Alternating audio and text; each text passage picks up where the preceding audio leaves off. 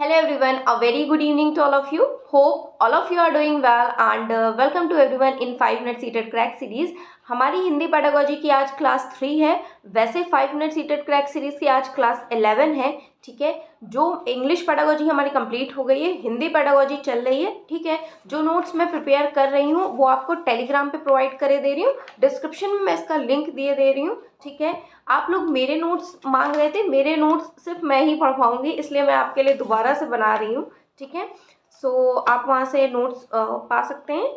आज का हमारा टॉपिक है शिक्षण सिद्धांत एवं शिक्षण सूत्र। शिक्षण और इसके सिद्धांत हम डिस्कस करेंगे, सूत्र नेक्स्ट वीडियो में। ओके, अगर कोई आपसे पूछे शिक्षण क्या है, व्हाट इज टीचिंग, इसे आप एक्सप्लेन करें तो आप क्या बताएंगे?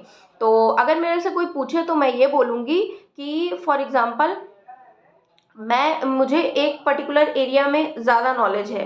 ठीक है, मैं और किसी एक बच्चे को, लाइक मैं कॉमर्स की टीचर हूँ, अकाउंट्स की टीचर हूँ, मैं अकाउंट्स के बच्चों को पढ़ाती हूँ। ठीक है, तो मैं अपना अकाउंट्स को, मुझे ज़्यादा नॉलेज है, मैं अपने नॉलेज को, अकाउंट्स के नॉलेज को उस बच्चे को ट्रांसफ़र कर रही हूँ जिसे नॉलेज नहीं है अकाउंट्स की। मतलब ज़्यादा जिसे ज्ञान है वो कम ज्ञान वाले, जिसे ज्ञान नहीं है या फिर कम ज्ञान वाले को नॉलेज ट्रांसफ़र करता है। That is your teaching. ठीक है, ये एक ट्रेडिशनल अप्रोच है। ठीक, अगर हम कुछ अगर मॉडर्नाइज्ड इसका ये मॉडर्नाइज्ड वे में समझना चाहें तो ये भी है कि साथ में लाइक किसी को कम नॉलेज है, किसी को ज़्यादा नॉलेज है, या दोनों को बराबर नॉलेज है। ये अपने ज्ञान को इनको ट्रांसफ़र कर रहे हैं, ये अपने ज्ञान को इनको ट्रांसफ़र कर रहे हैं। ये भी आपकी टीचिंग है, ये भी आपका शिक्षण है। ठीक है, जहाँ से एक पर्टिकुलर एरिया से ज्ञान को दूसरे ज्ञान में ट्रांसफर, दूसरे पर्टिकुलर पर्सन में ट्रांसफ़र किया जाता है, वो अपनी कुछ बात इनको ट्रांसफ़र करता है।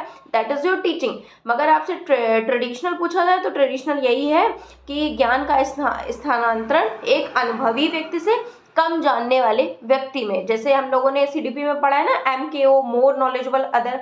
बच्चे को साइकिल चलानी नहीं आती है तो फिर उसके पापा उसे सिखाते हैं, मोर नॉलेजेबल अदर वो होते हैं। ठीक है, तो वो ज़्यादा जानकार है, बच्चा कम जानकार है या नहीं जानता है, तो दैट इज़ योर शिक्षण, दैट इज़ योर टीचिंग। ठीक है, अब अगर हम बात करें शिक्षण की, टीचिंग की, तो जो एडम्स हैं इन्होंने शिक्षण को ध्रुवी प्रक्रिया कहा है, ट्राइपोलर प्रोसेस कहा है। इन्होंने टीचर और स्टूडेंट को लिया है, इसी को ट्राइपोलर प्रोसेस बोला है। किसने? एडम्स ने। ठीक है, अब इसी को थोड़ा सा मॉडर्नाइज किया गया, या इस बात से जॉन डुवी सहमत नहीं थे, तो वो अपना क्या सिद्धांत लाए, एक दूसरा सिद्धांत इसी को मॉडर्नाइज किया। That is tripolar process. शिक्षण का त्रिध्रुवी प्रक्रिया, शिक्षण की त्रिआयामी प्रक्रिया, शिक्षण की ट्राइपोलर प्रोसेस, ये किसने दिया है? जॉन डुवी ने। ये सीटेट में आपके क्वेश्चन भी पूछा गया है। जॉन डुवी। जॉन डुवी कौन है? इन्होंने लर्निंग बाय डूइंग का भी सिद्धांत दिया है, करके सीखना, मतलब बच्चा कोई भी एक्टिविटी करेगा तो वो अच्छे से सीख पाएगा। ठीक है, जॉन डुवी ने प्रोग्रेसिव एजुकेशन के बारे में भी बताया है। ठीक, और इन्होंने क्या बोला है? ट्राइपोलर प्रोसेस के बारे में बताया, या फिर बेसिकली रिवाइज किया है एडम के कंसेप्ट को, एडम के टू पोलर प्रोसेस को ट्राइपोलर प्रोसेस में रिवाइज किया है। ठीक है, इन्होंने क्या बताया है? टीचर होगा, स्टूडेंट होगा। टीचर और स्टूडेंट तो होगा, ठीक है, बट स्टूडेंट को सिखाने के लिए, लाइक मैं टीचर हूँ, मैं आपको अगर सिखा रही हूँ तो कैसे सिखाऊंगी? भाई मैंने ये नोट्स बनाए हैं, ठीक है, ये पेन पेपर है, इसमें लिखा है, ठीक है, कुछ कॉन्सेप्ट्स लिखे हैं, अभी बोर्ड हो, मार्कर हो, कुछ माध्यम तो हो ना, कुछ किताबें तो हो, कुछ मानक चीज़ें तो हो, कंटेंट हो, करिकुलर हो, एक एरिया हो, वहाँ पे हम आपको सिखाएंगे। That is your like tripolar process, teacher, student, content या करिकुलम, या फिर शिक्षण सहायक सामग्री। ठीक, हमने शिक्षण डिस्कस कर लिया। अब हम शिक्षण के कुछ सिद्धांत को डिस्कस करेंगे।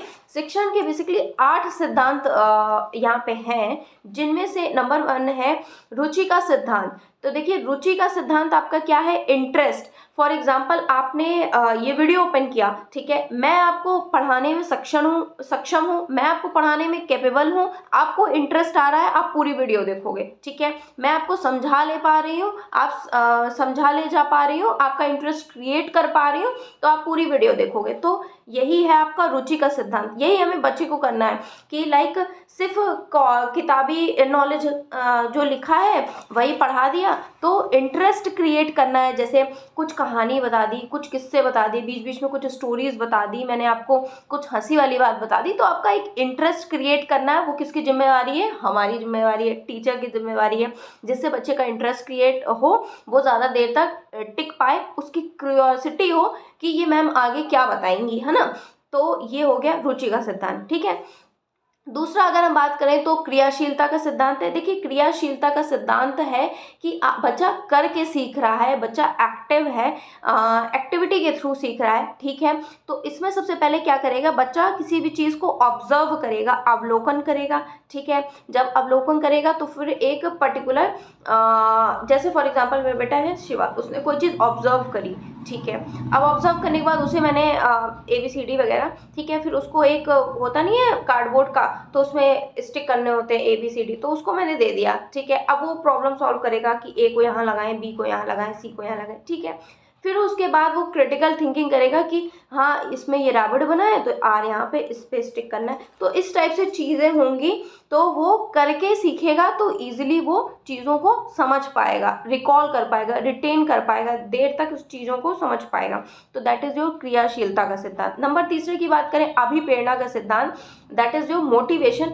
कुछ लोग कहते हैं motivation is not important for life, but मेरे according motivation is very very important for your life, है ना। हमें डे टू डे मोटिवेशन की ज़रूरत होती है सक्सेस के लिए, अपने गोल को अचीव करने के लिए, ठीक है। फॉर एग्जांपल आपको सीटेट क्रैक करना है, तो बीच बीच में मोटिवेशनल वीडियोस की भी ज़रूरत होती है कि भाई कैसे क्रैक करें जैसे फॉर एग्जांपल मैंने क्रैक किया, तो कैसे क्रैक किया आप जानते हो। अभी आपकी क्वेरी आई 2-3 लोगों की, ठीक है, उसे सॉल्व करनी कैसे किया, किस तरह से, क्यूरियोसिटी होती है, हमें जानने की इच्छा होती है कि कैसे करना है ना। तो मोटिवेट वही कर पाएगा लाइक जो जिसने वो चीज़ पर्टिकुलर की होगी। तो अभिप्रेरणा बहुत इंपॉर्टेंट है, बच्चे को एक दिशा निर्देशित करती है कि हाँ इन्होंने ऐसे किया तो मैं भी ऐसे कर सकती हूँ या कर सकता हूँ, ठीक है।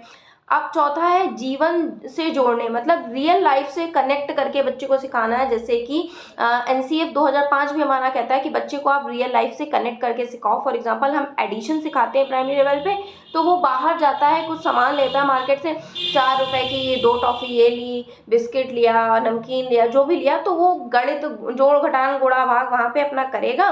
तो हमने अगर पढ़ाया है क्लासरूम में, तो वो रियल लाइफ से कनेक्ट करके कि अच्छा हाँ ऐसे ऐसे जोड़ा जाता है, ये घटान ऐसे ऐसे होता है, ठीक है।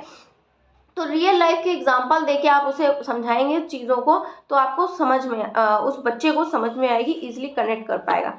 फिफ्थ है व्यक्तिगत विभिन्नता का सिद्धांत, मतलब इंडिविजुअल डिफरेंसेस सब में होते हैं। फॉर एग्जांपल हमारी 5 उंगली बराबर नहीं होती है, तो हर बच्चा डिफरेंट होता है, उसको उसके इंटरेस्ट, उसकी रुचि के अकॉर्डिंग, उसकी लाइक आवश्यकता के, उसकी नीड के अकॉर्डिंग, उसकी कैपेसिटी के अकॉर्डिंग हमें समझाना होगा, हमें सिखाना होगा, ठीक है। यही होता है व्यक्तिगत विभिन्नता का सिद्धांत। ना स्वाभाविकता का सिद्धांत हमारा ये कहता है कि नेचुरली जो एक सीक्वेंस है ना, सीक्वेंस में सिखाना है। फॉर एग्जांपल आपने ये पढ़ा है सोबोपली, LSRW, पहले लिसनिंग, स्पीकिंग, रीडिंग, राइटिंग, ठीक है। सबसे पहले अगर मैं अपने बेटे से बोलूँ सबसे पहले लिखना ही सीख जाए, तो ऐसा नहीं है। सबसे पहले सुनना सीखेगा, ठीक है, सुनेगा मैं क्या बोल रही हूँ, वो सुनता था, फिर उसने बोलना सीखा, फिर उसके बाद अब वो रीडिंग सीखेगा, उसके बाद वो राइटिंग सीखेगा ना। तो एक सिक्वेंशियल प्रोसेस चलेगा, एक नेचुरल प्रोसेस चलेगा, ठीक है ना।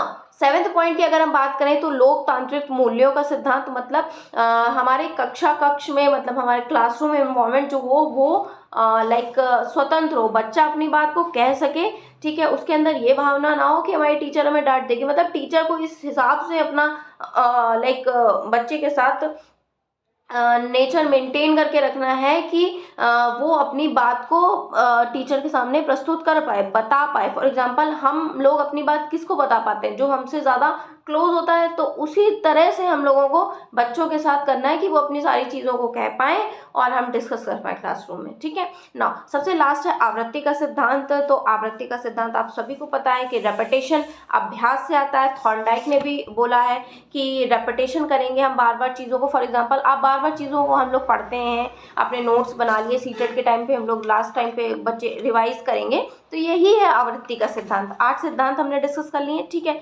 सूत्र हम नेक्स्ट वीडियो में डिस्कस करेंगे।